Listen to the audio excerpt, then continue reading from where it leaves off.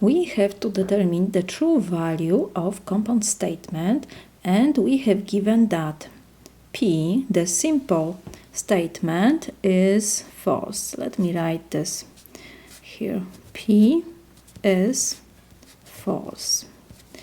Next, we have given that Q is true and R is true. In this example, we have only R.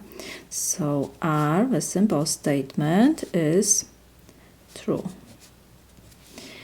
And we have here conjunction statement. Conjunction statement is true only if all of components of a statement are true. So let's see what we have here.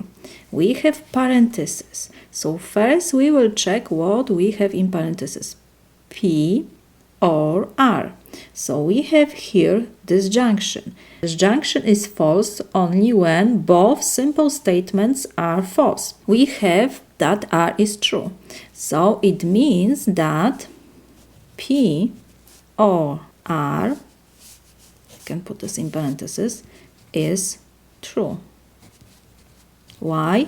Because R is true. P is false, but is enough when one of these components is true to be disjunction true. So we have in parentheses true. Before parentheses we have negation. So we have negation of disjunction P or R. We have in parentheses true. So when we have negation of true, so this is false.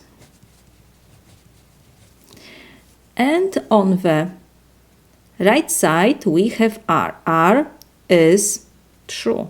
But because we have here conjunction, and for conjunction statement to be true, it is necessary that all of components of statement be true.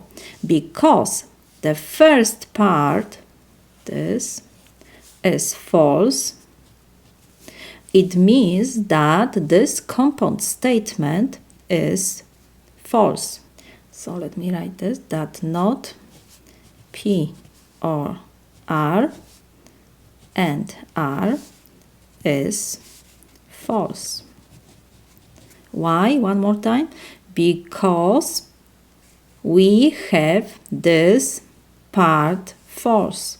And conjunction is true when both components are true.